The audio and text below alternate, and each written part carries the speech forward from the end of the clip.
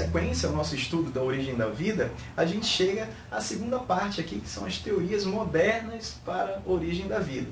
A primeira teoria que a gente vai citar é a da panspermia cósmica. Essa teoria parece muito absurda para muita gente, mas na verdade ela tem um certo sentido. Ela sugere que os primeiros seres vivos teriam surgido no nosso planeta, as primeiras bactérias a surgirem no nosso planeta teriam vindo da colisão com meteoritos. Lembra que o nosso planeta, 4,6 bilhões de anos atrás, o nosso planeta era inóspito, tinha erupção vulcânica o tempo todo, tinha chuva de meteorito o tempo todo, e aí acaba que nesses meteoritos poderiam ter surgido, poderiam ter vindo as primeiras bactérias. Pô, parece uma ideia tão absurda, mas que evidências esses caras têm para elaborar uma teoria tão absurda como essa? Simples. Analisando meteoritos atuais, os meteoritos que a gente encontra hoje, e meteoritos que foram desenterrados pelos geólogos, pelos arqueólogos e tal, e os cientistas acabaram descobrindo algumas moléculas, alguns aminoácidos e alguns açúcares que são muito comuns como constituintes de células. Todas as células de todos os seres vivos possuem essas biomoléculas. Elas foram encontradas nesses fragmentos de meteoritos. E essas são as evidências mais fortes para sustentar essa panspermia cósmica, ao ponto de dela ter adeptos também famosos, como o físico Arrhenius, conhecido na área científica, no mundo científico. E, entre outros, tem muitos outros pensadores intelectuais que sugerem também que a vida tenha surgido no nosso planeta, chegando aí com a ajuda de meteoritos. A próxima teoria moderna aí que eu vou explicar é a teoria do desenho inteligente. E ela surge como uma resposta aos avanços científicos mais atuais.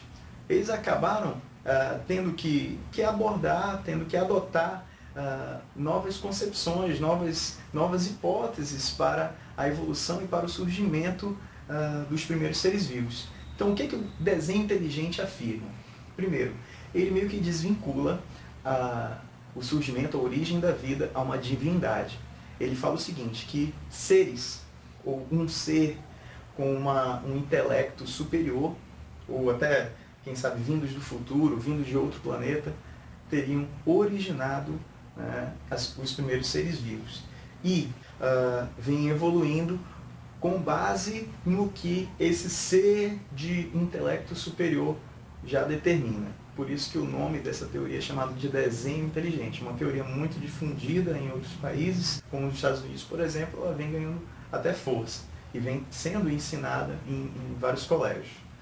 E a última teoria, a teoria da evolução bioquímica, ela afirma o seguinte, que os primeiros seres vivos teriam surgido no nosso planeta, não em outro planeta, não por um ser superior, de divindade nenhuma, mas teriam surgido no nosso planeta a partir da combinação de compostos químicos ao longo de diversos anos, milhões de anos, por eventos muito comuns e muito constantes e presentes na Terra primitiva. E para isso, para explicar essa teoria aqui, eu vou precisar retomar um pouco como era o nosso planeta há 4,6 bilhões de anos atrás. O planeta Terra surgiu há 4,6 bilhões de anos atrás e era uma esfera de rocha incandescente, muito quente, um ambiente inóspito, um ambiente cheio de magma, que foi resfriando lentamente, muito lentamente ao longo de milhões de anos, formando a nossa crosta terrestre e formando alguns vulcões naquela época. Obviamente que esses vulcões continuaram entrando em erupção, liberando para a atmosfera gases como metano, como amônio, como hidrogênio, como vapor de água, como gases de enxofre, e lentamente também, ao longo de muitos anos, começou a se formar a nossa atmosfera.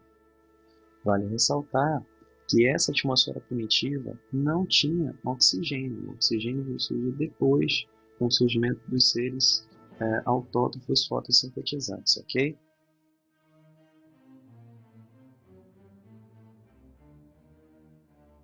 E um fato interessante é que alguns estudos atuais sobre os meteoritos que vivem caindo aí na nossa superfície acabaram revelando que mais de 90% da água do nosso planeta surgiu do choque com meteoritos lá naquela Terra primitiva.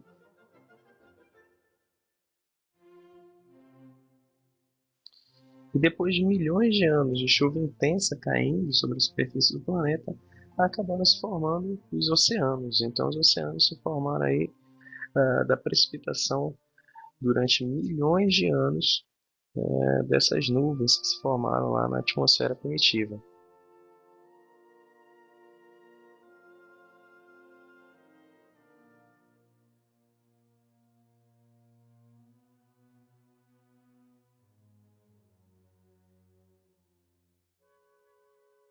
Todas essas condições da Terra primitiva teriam favorecido o surgimento do primeiro ser vivo. A teoria da evolução bioquímica, proposta por Oparin Haldane em 1927, depois comprovada experimentalmente por Miller, sugere que as moléculas, aquelas moléculas que haviam na atmosfera primitiva e que depois precipitaram na forma de chuva, água, amônia, metano e hidrogênio, haviam se combinado, foram se combinando aos poucos, ao longo de milhões de anos, para formar as primeiras biomoléculas, as primeiras moléculas de aminoácidos, de açúcar, de nucleotídeos, e essas moléculas foram se combinando também para formar as moléculas maiores.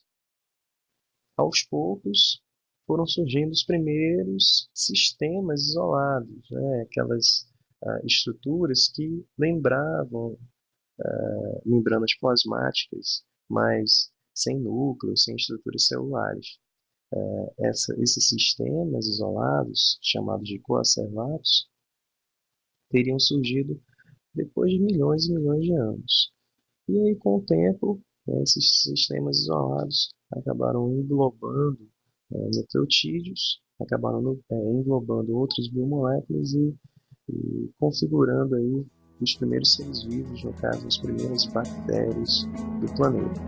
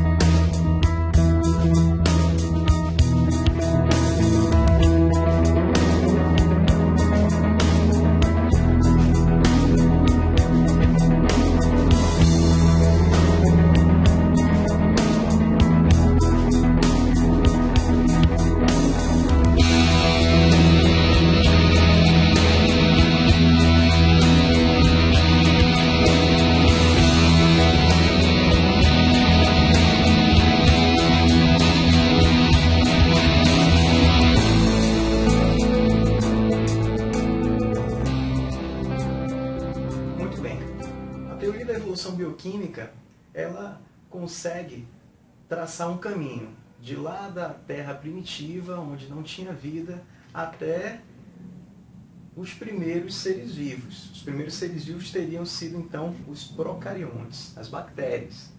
Como as bactérias teriam surgido? A partir dessa combinação lenta e gradativa entre as biomoléculas.